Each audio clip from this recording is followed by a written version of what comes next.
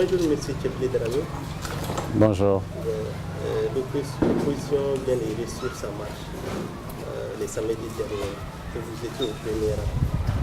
Quel est le message que vous voulez passer? Tous les dirigeants de l'opposition étaient au premier rang.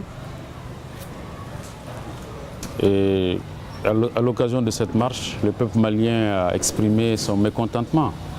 Le peuple est mécontent de la mauvaise gestion du pays, de la mauvaise gouvernance. Le peuple malien était mécontent de la mauvaise gestion de la question du Nord. Le peuple malien est mécontent des surfacturations à l'appel auxquelles se livrent les dirigeants actuels du pays. Et quand le peuple est mécontent, il est normal qu'il exprime son mécontentement. Le droit de manifestation pacifique est un droit constitutionnel, c'est un droit démocratique. Et le peuple s'est servi de ce droit pour passer un message précis. Ce n'est pas un message de l'opposition. Ce n'était pas une marche de l'opposition. C'était une marche pour le Mali. C'était une marche de tout le peuple malien pour envoyer à ceux qui nous dirigent le message que tout le monde a entendu. Écoutez le peuple. Ne soyez pas sourds aux souffrances du peuple malien. Ne soyez pas sourds aux soupirs, aux gémissements des femmes du Mali. Ne soyez pas sourds à l'anxiété de la jeunesse malienne. Alors, j'espère que les dirigeants du Mali sortiront de leur surdité, sortiront de l'autisme, parce que l'autisme, c'est une grave maladie, c'est une maladie dangereuse. Alors sortez de l'autisme, entendez l'angoisse de la jeunesse du Mali. Entendez l'angoisse des femmes du Mali, entendez les cris de souffrance du peuple malien. Alors, justement, ça a été un mouvement massif, populaire, là-dessus pas de problème. Et quelle est la suite à donner? Qu'est-ce que vous attendez? Est-ce que vous avez des retours peut-être sur l'impact de cette marche un peu inédite à Bamako? Est-ce qu'il y a eu déjà quelque chose? Vous connaissez dans le monde des dirigeants, des hommes politiques qui peuvent rester indifférents à cette démonstration de force? Il y en a eu où et quand? Les dictateurs, et même en France, je suis français, on a pendant des mois, pour le CPE par exemple, manifesté. Ça a fait bouger des choses, si vous voulez, des mois après. Mais au départ, l'attitude du gouvernement était... Voilà, c'est pourquoi je vous dis qu'il n'y a pas au monde d'hommes d'État, de dirigeants qui peuvent rester indifférents et sourds devant une telle démonstration de force du peuple. Alors, je crois que nos dirigeants entendront le message ou les messages adressés par les dizaines de milliers de Maliens qui sont sortis en masse. Vous étiez de la manifestation aussi. Donc vous avez vu. Donc vous faites partie de ces dizaines de milliers de Maliens qui ont battu le pavé pour que ça change. Et ça changera. Ça ne peut pas rester comme ça. Ce n'est pas possible. Vous êtes une des figures emblématiques de l'opposition. Certains vous reprochent de faire ombrage au chef de file de l'opposition. Qu'est-ce que pensez-vous? Ils nous font une mauvaise querelle au chef de file et à moi et aux autres dirigeants. Nous marchons main dans la main. Vous avez vu pendant la marche, vous avez vu ces images-là où nous étions main dans la main. Nous marchons ensemble main dans la main. Le chef de file joue pleinement et totalement son rôle. La manifestation du samedi 21 l'a montré. Je crois que ça, c'est une question secondaire. Nous ne nous arrêterons pas à ça. Le chef de file est le chef de file et le porte-parole de l'opposition, il joue son rôle. Les autres dirigeants de l'opposition sont là pour accompagner l'accomplissement de cette mission. Êtes-vous peut-on dire que vous êtes pour une opposition constructive? Je fais référence à ce qu'a pu dire M. Sadou Diallo du PDS, qui lui dit qu'il veut faire une opposition constructive, c'est-à-dire quelque chose qui se fait avec le gouvernement en place et pas contre lui. pour essayer de trouver des solutions ensemble. Est-ce que c'est le type d'opposition qui vous caractérise, que vous pratiquez? Mais ça, c'est votre définition de l'opposition constructive. C'est pas celle de Sadou Diallo. Non, non, non. Sadou Diallo est un camarade et un ami. Il s'est exprimé dans la presse il y a quelques semaines. On a vu ce qu'il a dit. Mais c'est ce que nous faisons. Nous critiquons. C'est ça notre rôle d'opposant. Mais nous ne nous contentons pas de critiquer. Nous faisons chaque fois des propositions. Il n'y a pas de question sur laquelle il n'y a pas de proposition de l'opposition. Vous savez, quand nous critiquons les surfacturations, quand nous saisissons le vérificateur général pour qu'il fasse la lumière sur les conditions douteuses dans lesquelles certains marchés d'État se passent, c'est une contribution. Cela veut dire qu'il faut que l'État paye les véhicules à leur juste prix, que l'État paye les tracteurs à leur juste prix, que l'État achète les engrais à leur juste prix. Ça, ce n'est pas une proposition. Quand nous critiquons le gouvernement sur le Nord, vous pensez que nous ne faisons pas de propositions? Quand nous appelons à la tenue d'assises nationales, de concertation nationale parce que le pays est bloqué, que le processus de paix est dans l'impasse, quand nous demandons au gouvernement de respecter sa signature, quand nous disons qu'il faut tenir la conférence d'entente nationale pour que le pays puisse avancer, que nous sortons de l'instabilité, et nous sortions de l'insécurité. Vous croyez que ça, ce n'est pas des propositions? Non, je crois que notre opposition est une opposition démocratique et républicaine. Et par définition, une opposition démocratique et républicaine est une opposition constructive. De ce point de vue-là, il n'y a pas de différence, il n'y a pas de divergence entre ce que nous faisons, ce que nous disons et ce que préconise le maire de Gao qui préside en ce moment le PDS. Dans ces exemples, dans ces solutions dont vous parlez, si on parle du Nord, vous avez cité le Nord en exemple, le Nord ça a toujours été un endroit où les différents pouvoirs qu'il y a pu y avoir au Mali n'ont jamais vraiment réussi à résoudre ce problème-là. Ça, c'est pas exact. Ça, c'est pas exact. Quand il y a eu la révolution démocratique en mars 1991, les autorités de transition ont engagé des contacts directs de négociation avec les groupes rebelles d'alors. Et il y a eu un accord qui a été signé à Bamako ici, n'est-ce pas, et qui s'appelle le Pacte national de paix et de stabilité. Donc on ne peut pas dire que les différents gouvernements du Mali n'ont pas résolu ou n'ont pas réussi à résoudre la crise du Nord. Et le Pacte national a été mis en œuvre. Le Pacte national a ouvert une ère de 20 années de stabilité, d'application du Pacte national.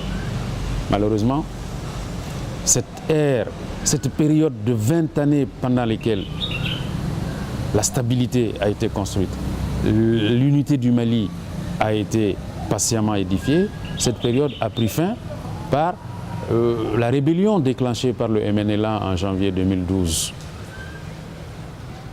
et dont nous connaissons les conséquences.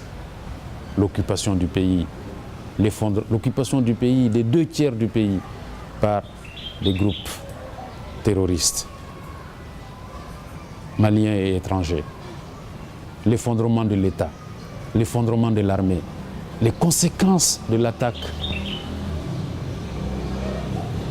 de janvier 2012 sont incommensurables pour le Mali. Mais le gouvernement de transition a engagé des pourparlers avec l'appui de la CEDEAO et de la communauté internationale.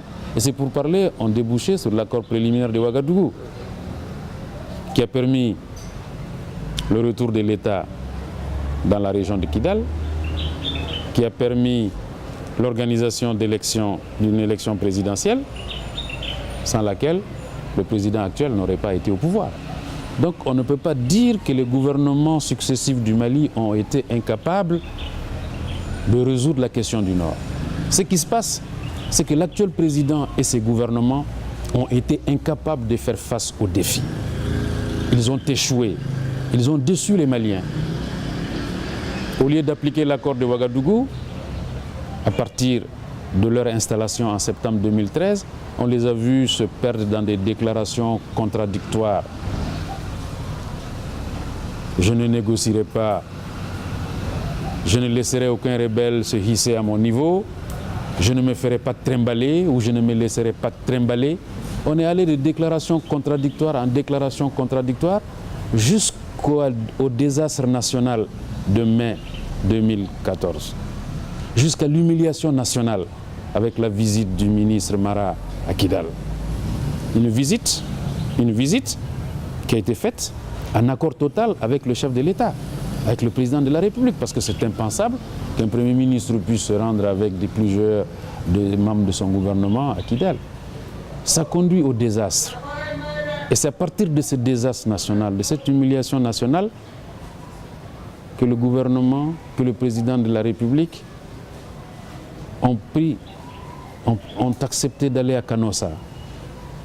Parce que partir à Alger, dans les conditions de mai 2014, c'est partir à Canossa, dans un rapport de force défavorable, dans l'humiliation.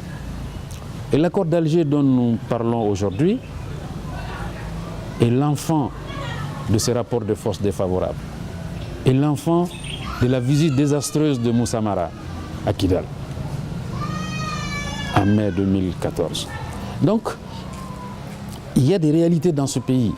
Des gouvernements du Mali ont été capables de faire face à la situation au nord, d'apporter des réponses, de négocier des accords de paix qui étaient en faveur du Mali. L'accord préliminaire de Ouagadougou, c'était un accord en faveur du Mali. Il disait quoi?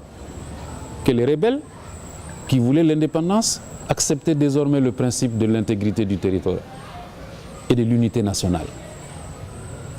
Que des groupes qui étaient en accompagnement, en compagnonnage avec le terrorisme, se sont détachés du terrorisme. Ils voulaient créer un État théocratique au nord, ils ont accepté le principe d'une république laïque, démocratique et sociale. Et ils ont accepté également le principe du cantonnement de leurs troupes en vue de leur désarmement. Ils ont accepté que l'État revienne à Kidal, que le drapeau national flotte à Kidal. Vous l'oubliez, le drapeau national n'était pas à Kidal avant l'accord de Ouagadougou. Il n'y avait pas de gouverneur à Kidal avant l'accord de Ouagadougou. Il n'y avait pas de préfet à Kidal. Donc, il y a un gouvernement qui a négocié le retour de l'État malien à Kidal. Et puis, il y a un autre gouvernement qui est venu, qui a jeté tout ça à l'eau, qui a mis le feu aux poudres. Nous sommes dans cette situation-là. Donc, l'accord est signé depuis 1 an. Ce gouvernement traîne les pieds pour l'appliquer. Vous êtes d'accord ou pas que depuis 1 an que l'accord est signé, la situation au Mali d'ailleurs s'est aggravée, s'est empirée. Parce que nous avons un gouvernement qui n'est pas à hauteur de la mission, qui n'est pas à la hauteur de la tâche. Et quand nous disons ça, ils disent on fait des critiques, on ne fait pas de propositions. Mais enfin, nous ne faisons que des propositions. Et ces propositions, nous disons au gouvernement, mais enfin, réunissez les forces vives de la nation autour d'une même table pour une appropriation nationale de l'accord. Parce que s'il y avait eu cette réunion des forces vives, s'il y avait eu une appropriation nationale de l'accord, les difficultés que rencontre le gouvernement aujourd'hui à l'appliquer, il ne les aurait pas. Mais il y a des difficultés parce qu'il n'y a pas eu d'appropriation nationale de l'accord. Il n'y a pas eu d'appropriation nationale de l'accord. Des pans entiers du peuple malien ne comprennent pas l'accord ou rejettent l'accord. L'accord n'a même pas été amené devant la représentation nationale pour que les députés s'en emparent. Donc vous voyez que le gouvernement ne fait que commettre des fautes dans la gestion du dossier du nord du pays. Le gouvernement du président Ibeka ne commet que des fautes. Pas des erreurs, mais des fautes dans la mise en œuvre de l'accord d'Alger. Et c'est la raison pour laquelle nous sommes dans l'impasse. Même cette affaire des autorités intérimaires, vous voyez aujourd'hui que l'impasse est totale. La CMA et la plateforme se sont retirés du sous-comité politique et institutionnel de mise en œuvre de l'accord d'Alger. Nous sommes dans une grave impasse. Et pendant ce temps, chaque jour, le sang malien coule. Hier à Tombouctou, à un checkpoint, un membre des FAMA est mort. Hier dimanche, plusieurs blessés. Et une attaque dans le village de Tintelout, entre Tombouctou et Goundam, hier, dimanche. 22. Dans la nuit du 20 au 21 mai 2016, à Fatakara, dans la commune de Télé, à côté de Gundam, des individus armés sont venus attaquer. Un neveu du maire est tombé, il est mort. Je ne vous parle pas de ce qui s'est passé il y a une semaine, 10 jours, sur la route entre Gao et Gossi, où un colonel, un officier supérieur de l'armée malienne a perdu la vie. Et quelques jours après, c'est dans Gao qu'un commandant de l'armée malienne, médecin de surcroît, a été exécuté par des inconnus armés. Et au mois de février, c'est un des meilleurs officiers de l'armée malienne qui est mort à Tombouctou, le commandant Karim Niang. Mais enfin, le sang malien coule chaque jour, coule chaque semaine. Des civils tombent, l'instabilité est partout. Mais est-ce qu'il y a un gouvernement à Bamako pour prendre la mesure de la gravité de la situation? S'il y a un gouvernement, qu'est-ce qu'il fait? Il surfacture. Il passe son temps à augmenter un véhicule qui coûte 15 millions et acheter et payer et facturer à l'État à 50 millions. Mais c'est ça que fait le gouvernement de la République du Mali. Et c'est comme ça qu'on met les femmes en condition. Non, je crois que le pays a besoin d'une politique vigoureuse pour relancer le processus de paix. Et ce gouvernement n'en a pas. Ce mandat du président est un fiasco. Les 32 mois du mandat d'Ibeka sont un fiasco. C'est un fiasco de gouvernance, ça saute à l'œil nu. Mais c'est un fiasco démocratique. Qu'un gouvernement démocratique soit incapable de relancer un processus de paix et le mettre en œuvre, c'est une immense déception pour tout le pays. Alors ne disons pas que tous les gouvernements du Mali ont été incapables de gérer la crise du Nord. Non, il y en a eu. Alors, je prolonge cette question avec la souveraineté nationale qui n'est pas établie dans toutes les contrées du Mali. On l'a vu dernièrement, par exemple, avec l'événement à Kagréry, dans la région de Mopti en tout cas. On le voit souvent, vous l'avez rappelé, avec les différents attentats dans le Nord. Quelle solution faudrait-il pour que cette souveraineté nationale soit rétablie? Il faut un gouvernement qui soit conscient de la gravité de la situation, qui prenne la juste mesure des choses. Mais chers messieurs, il y a un moment, à Kidal, il y avait le drapeau national, il y avait un gouverneur, il y avait des préfets. Si on les a tués le 21 mai à Kidal, mais c'est parce qu'ils étaient là, les préfets et les sous-préfets. Et l'antenne de la radio et de la télévision du Mali avait recommencé à émettre et passer des messages en faveur de la réunification du pays. Et aujourd'hui, cette antenne de radio, si elle fonctionne, elle est au service des groupes qui, pour l'instant, n'ont pas accepté la réunification du pays, un an après l'accord. Mais enfin, il faut un gouvernement qui a conscience, qui a une claire conscience de la gravité de la situation du pays. Et il faut un gouvernement qui est capable d'entraîner le pays. Est-ce que vous voyez cela en place aujourd'hui? Le processus est en panne. Je vous ai dit, la CMA et la plateforme se sont retirés du sous-comité politique de l'accord de paix. Donc, il y a une impasse totale, il y a un immobilisme total. Alors nous disons encore une fois à Monsieur le Président de la République, la situation est grave. Réunissez les forces vives du pays pour une appropriation nationale de l'accord de paix. Nous sommes en retard dans la mise en œuvre de l'accord. Pourquoi? Parce que le gouvernement ne sait pas ce qu'il faut faire. Le gouvernement traîne les pieds. Et ce n'est pas seulement l'opposition qui le dit. Les groupes du Nord qui ont signé l'accord le disent. La communauté internationale est insatisfaite de ce que fait le gouvernement pour mettre en œuvre l'accord de paix. Alors vous voyez un gouvernement qui ne fait pas ce qu'il faut faire en matière de gestion générale du pays. Un gouvernement qui, de ce point de vue, affaiblit le pays, fragilise le pays. Le gouvernement d'Ibeka affaiblit et fragilise le Mali. Il est incapable de gérer la situation nationale et nous devenons une menace pour nos voisins. Ceux qui ont attaqué le Cappuccino à Ouagadougou au mois de janvier, ceux qui ont attaqué Grand Bassam il semble qu'ils sont partis du Mali, que ce sont des Maliens.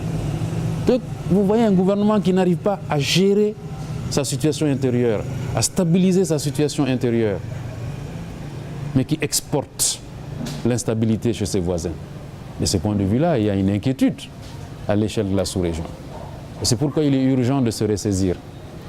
Est-ce qu'on ne fait pas aussi de la crise, sur la période post-2012 que nous vivons? Le pays doit être redressé, ce n'est pas une chose facile. Est-ce qu'on peut tout mettre sur les épaules d'un président, d'un gouvernement, ou aussi quelque part aussi sur cette crise? Cher monsieur Dubois, vous êtes libre de chercher des circonstances atténuantes. Pose toute la question. Vous êtes libre de chercher des circonstances atténuantes pour le président du Mali. C'est pas mon rôle. Moi, je vous dis ce que nous, opposition, nous pensons. Moi, je vous dis ce que nous, opposition, nous aurions fait si le président acceptait d'écouter au moins cela. Et vous avez un président qui a été élu avec plus de 77% des votants et qui, le jour, 2 semaines après son installation, a été adoubé par toute la communauté internationale. Vous étiez à Bamako le 19 septembre 2013. La terre entière est venue célébrer le retour du Mali dans le concert des nations. La terre entière est venue célébrer la restauration de l'ordre démocratique et constitutionnel. Le Mali avait un immense capital de sympathie internationale. Où est ce capital de sympathie aujourd'hui? Fondu comme beurre au soleil. Ça ne devrait pas vous amener à vous interroger sur ceux qui sont en charge du pays. La crédibilité internationale du Mali a disparu. La crédibilité intérieure du pouvoir est totalement érodée. Vous savez, si cette crédibilité était là, vous n'aurez pas des dizaines de milliers de personnes dans les rues à Bamako samedi. C'est que le peuple malien est déçu. Mais j'ai l'impression que la communauté internationale est également déçue. Alors, s'il est pas temps de se ressaisir, cherchez toujours des circonstances atténuantes pour eux. Ils nous conduisent au mur. Alors, vous leur trouvez des circonstances atténuantes. Je reviens sur la mauvaise gouvernance. Les comités directeurs du parrainage viennent de faire des révélations sur cette mauvaise gouvernance, cette fois-ci dans plusieurs compartiments de l'État. Comment les parrainages font pour dénicher ces informations? Écoutez, vous n'allez quand même pas nous demander de vous dire comment nous faisons. Vous êtes journaliste. Est-ce qu'on vous demande comment vous faites pour faire vos enquêtes? Alors, ne nous demandez pas ça. Mais le plus important, c'est que le parrainage dit c'est toujours exact. C'est des recherches fouillées, objectivement fouillées. Et nous démontrons ce que nous disons. C'est ça qui est important. Mais alors, comment nous faisons? Mais est-ce que je vous demande comment vous faites pour confectionner mali.com? Mais le plus important, c'est exact ou c'est pas exact? C'est depuis le 17 mai que le parrainage a fait les dernières révélations, parce qu'il en fait depuis 2 ans et demi maintenant. Mais depuis le 17 mai, avez-vous entendu un seul démenti? Répondez, est-ce que vous avez entendu qu'on a dit ce point contenu dans le rapport non et inexact, il est faux? Moi, je les invite à le faire. Nous allons sortir le reste, parce qu'on n'a sorti que 10% de ce que nous savons sur ces sujets-là. Alors, on attend les démentis. Il n'y a pas de démenti. Très bien, vous allez sortir le reste, pour nous c'est quelque chose, une information qui n'est pas tombée dans le sourd. Mais quelle est la... Nous attendons le démenti. Nous attendons le démenti du gouvernement pour sortir le reste. Quelle est la stratégie du parrainage derrière ça, sortir justement ces malversations? Nous souhaitons que ce pays soit gouverné de manière correcte. Le peuple du Mali souffre trop. Notre peuple a payé un lourd tribut à la crise. Même la solidarité internationale, les peuples des autres pays sont accourus au chevet du Mali. Tout cela devrait nous amener à gérer bien notre pays, par respect pour le sacrifice que les autres consentent. Vous avez là, l'autre jour, 5 jeunes Tchadiens qui sont morts au Mali. En février, c'était des jeunes Guinéens qui sont tombés pour le Mali. C'est des Sénégalais, c'est des Cambodgiens, ainsi de suite. Mais le reste de la terre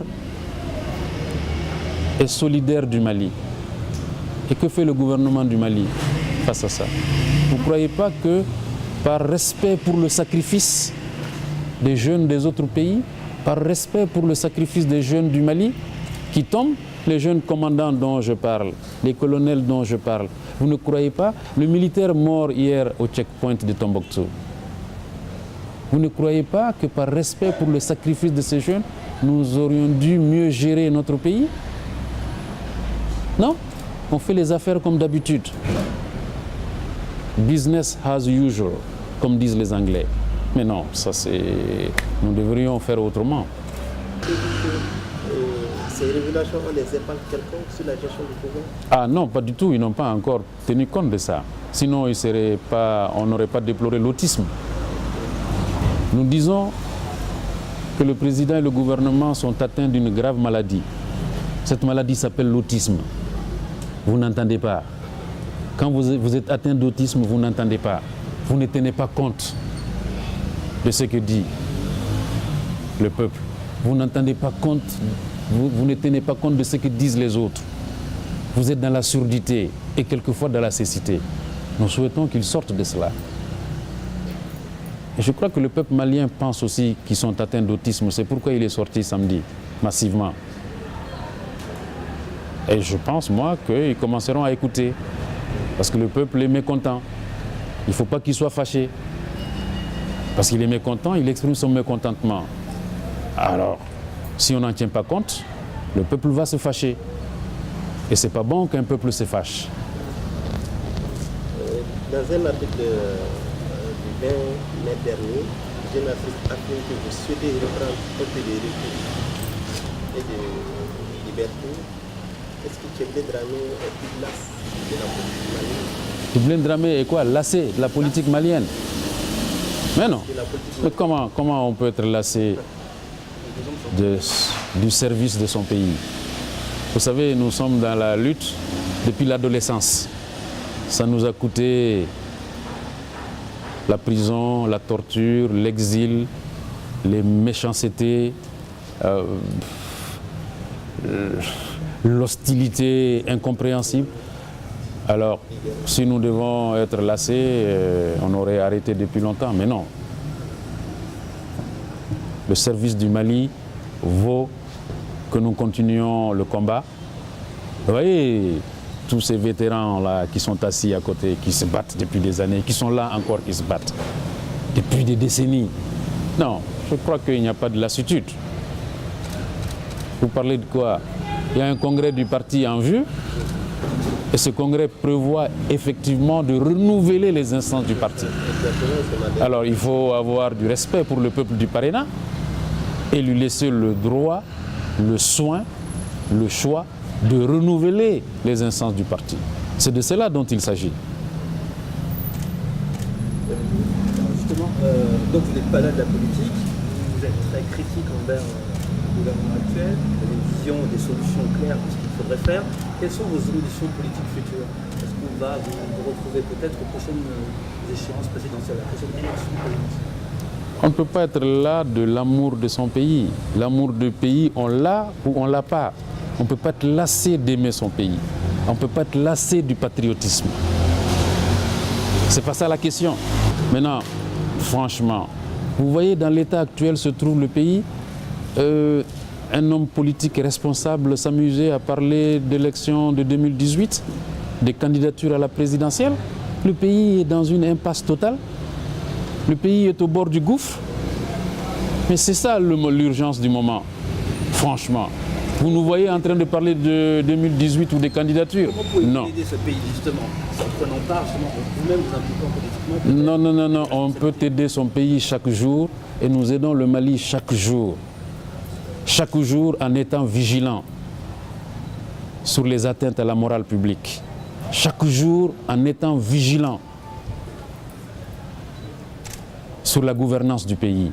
C'est ça, aider son pays. Et nous aidons notre pays chaque jour en faisant des propositions, comme nous en avons fait tout au long de cet entretien. C'est ça, aider son pays. Vous croyez qu'on est dans ce pays en proclamant ouais, je suis candidat et tout ce que je fais chaque matin, c'est parce que je pense à la candidature de 2018. Non, moi je dis, le pays est dans un état tel que les hommes politiques responsables doivent s'occuper de l'état actuel du pays. Et je ne suis pas sûr que ce soit bien pour notre peuple, respectueux pour notre peuple, de mettre son action publique et politique dans le cadre de la seule élection présidentielle ou dans le cadre d'ambition politique en 2018. Le pays a besoin de nous aujourd'hui. Que faisons-nous? Que proposons-nous pour en sortir? Quelle action posons-nous pour que le pays sorte, pour que le pays ne soit pas dans le précipice, dans le gouffre? Voilà la façon dont nous faisons la politique au Parrainat. Et heureusement que nous ne sommes pas seuls, c'est la façon dont nous faisons la politique à l'opposition. Votre dernier mot? Que le pays va mal, il va même très mal, et que les Maliens doivent conjuguer leurs efforts pour que le pays ne rechute pas à nouveau, que le pays ne retombe pas à nouveau dans le gouffre, et qu'il ne faut pas tourner le dos au Mali. Le Mali nous a tout donné. Ma génération à moi, les générations d'avant ont reçu tout de ce pays et de notre peuple. Nous n'avons pas le droit de tourner le dos aux Maliens, au Mali. Nous avons le droit, nous avons le devoir de faire face à notre pays, de l'aider à sortir de l'impasse dans laquelle il se trouve. Merci. Merci, monsieur. Merci, monsieur.